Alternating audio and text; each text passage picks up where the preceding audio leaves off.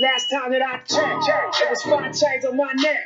It was no smut on my rap. Last time that I checked, I was selling zones in the set.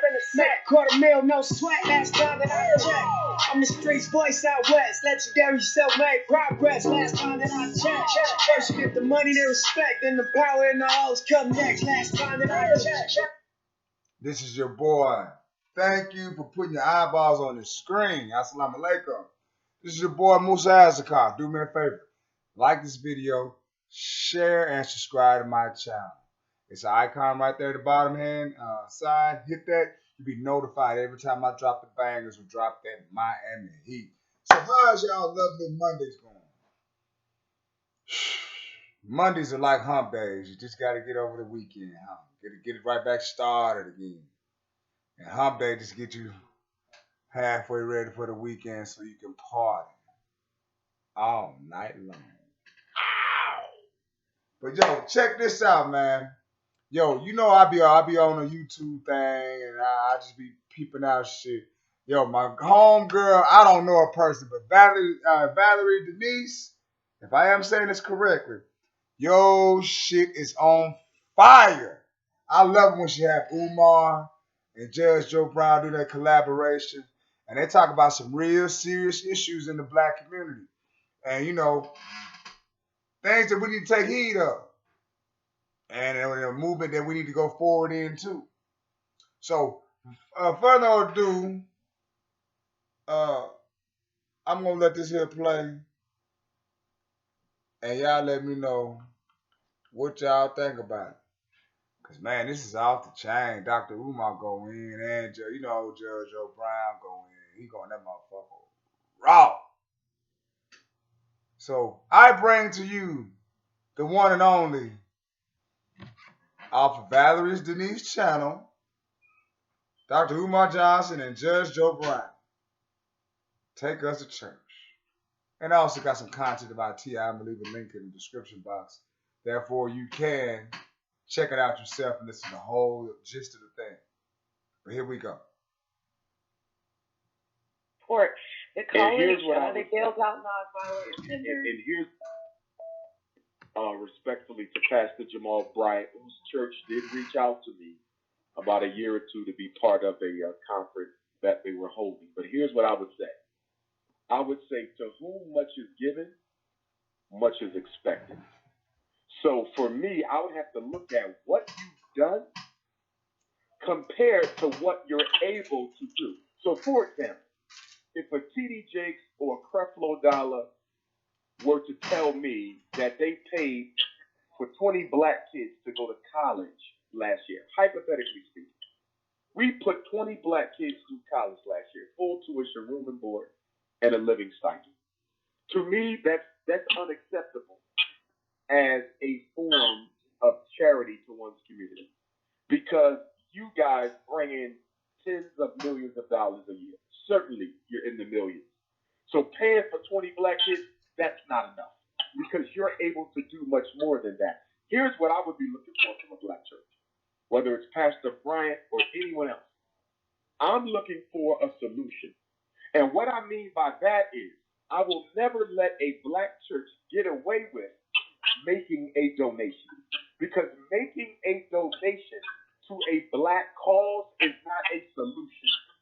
The solution is in building an institution that eliminates that problem from existing. In other words, are you building a bank for black people so our people can take out loans to build businesses so they can take care of their families? Are you building a supermarket for black people so we can hire our people as well as feed them a nutritious plant-based diet? Are you trying to open up a hospital for black people so we can get the quality medical care that we need instead of being murdered by these white hospitals? Are you opening up a factory to produce goods for our people, not only creating jobs, but also creating much needed commerce in the black community? In other words, I'm looking for a solution, not a donation. If the black church is only talking about we made donations, then what you're telling me is you're not serious about solving the problems of black folks. See, that's what black celebrities do. They get away with making donations. Okay? LeBron James, Jay-Z, and I'm just putting their names out there. I'm not saying they're guilty of anything. I'm just naming some popular folks. Oprah Winfrey, Tyler Perry. If you tell me I donated to a black college, I donated to a Stop the Violence movement, I gave money to this, I gave money to that, that does not impress me because you are not doing anything to eliminate the problem. Throwing money at a problem does not eliminate it.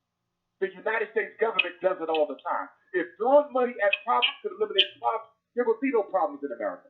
Throwing money only alleviates you of any public responsibility for that particular problem. That's all it does. Because if you really want to solve a problem, you say, okay, I want to do something about mass incarceration. I'm not just going to donate to a group that works with ex-offenders. That's a good thing to do, but I'm not going to stop there. If I really want to help ex-offenders, I will stop black men from offending in the first place. And if I know most of them are offending because they can't find jobs, then let me create jobs in the black community. That's what I want from the black church. How many jobs has the black church created in 2019 for black youth? That's what I want to know. How many businesses has the black church created to give jobs to black people? That's what I want to know. What are you doing to effect a solution? Stop throwing money at the problem thinking that's going to be good enough.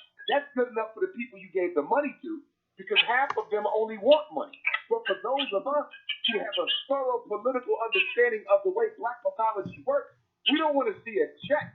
We want to see an institution. You solve problems with institutions. You don't solve problems with donation checks. And I agree. So this is the last thing. I feel like because I'm talking about the church. Now my internet's acting quirky. But isn't the job the church's responsibility to save lives and souls? Are we putting too much of an emphasis on them to do things in the community? I mean, like, it gets a little blurred for me there. Like, isn't it the job to just help us mentally? And that'll be the perfect segue for this movie, The Joker. I'm going to respond to that with a quote. There's a quote, and I don't know if it came from Napoleon Bonaparte, who obviously is a notorious racist, but nonetheless, it may have been his. I don't know who gave the quote, but the quote says, it may have even been an African proverb. It may have even been an African proverb. It says, a lion can lead 1,000,000 sheep to victory, but a sheep can never lead 1,000,000 lions to victory. A lion can lead 1,000,000 sheep to victory, but a sheep cannot lead 1,000,000 lions to victory. My point is, as the leadership goes, so goes the people. As the leadership goes, so goes the people. My premise is not that I reject the church. I am a descendant of pastors. Okay? My premise is that the leadership of the church is dysfunctional, degenerate, parasitic, opportunistic, and self-serving. It is dysfunctional, degenerate, parasitic, and self-serving. I'm saying that black people who truly believe in Christ need to have a coup d'etat. The black church needs a national coup d'etat. And I'm not saying it has to be violent, okay? But they need a coup d'etat. And black Christians need to go into these black churches and throw out the pastors because they are not progressive in their thinking or in their planning. They are totally capitalistic. They are totally self-serving. They are totally Eurocentric. And they are totally useless to black people. So either have a coup d'etat and get rid of the bougie, black, elitist leadership of the black church, or get rid of the whole damn church. It's either one or the other. Get rid of the church or get rid of its leadership. Because right now, neither one are doing us any good. Do you have anything you'd like to say? That was powerful. Joe, all right. Now you know Joe finna go in. But he talking about some real issues, so here we go. Let's go, Joe. Judge, do you have anything you'd like to say to that? Well, as I have said before. Since Fred Hampton got killed at the end of the 60s in Chicago with that Panther police thing, we haven't had anybody, black leader, anything like that, done in since. I don't count entertainers and athletes and such. That's just like that. What is the popular little series, The Nonsense Empire? Uh, we don't have it. And we have the Black Caucus, mostly composed of black representatives in the U.S. House of Representatives, but I think my moniker for them, House Negroes, is quite appropriate, and that says what it says. Too many of our local, state, and federal officials, black, that ought to be our leadership, are too deep into that being in the closet with the Skittles game, trying to taste the rainbow, such that they have adopted a new group. They've given up on blacks as a group, and they have adopted the Skittles, and that's where they look for their future. That is with the LGBT thing, their adopted identification group. So the only thing they're doing is asking for our support so they can help out their new family.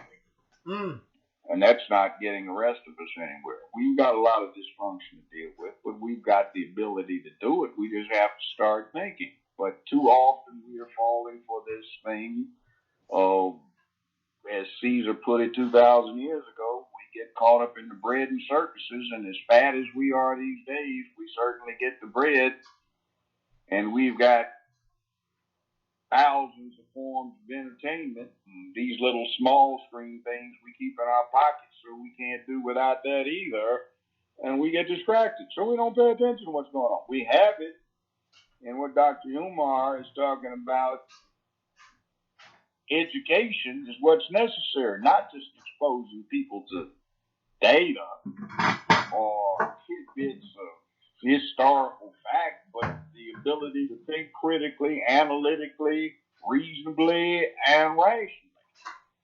We've got to be able to do that. We want to do something about black development. We've got nothing at all that would merit black development in terms of the real world. We keep talking about isolating ourselves, but humans haven't done that since the middle of the last ice age. And it's all about trade and commerce. It's been that way for the last 50,000 years, it looks like, 65,000. And we don't have a product. See, the only way to break into an already saturated market is to have a new product. How do we get a new product? Somebody's got to, at a youthful stage, dedicate themselves to STEM, science, technology, engineering, and math, to come up with something new that can be pushed, even amongst the white folks. Look at Silicon Valley and all that. It's a new product, something done differently, something using hard science to advance some increase in the human's capacity to manipulate the physical world. We have to do. Wow. I mean, that was some powerful dropping. They're dropping some powerful knowledge, fellas. Do me a favor. Like this video, share, and subscribe to my channel. I try to do nothing but enlighten and incite my people who I care so much and passionate about. But sometimes y'all can touch that nerve. You know you can't. But this is your boy, once again, dropping some nice audio. Make sure you subscribe to Valerie Denise's channel, man. She got that coffee and all type of flavors. You feel me? And check out the other people I be listening to. I put their links in the description box. I don't hate it. I don't come up with this knowledge or this content. I just bring it to y'all. I just regurgitate it. That's all. But peace and a bottle of haggis, y'all. Love y'all. One.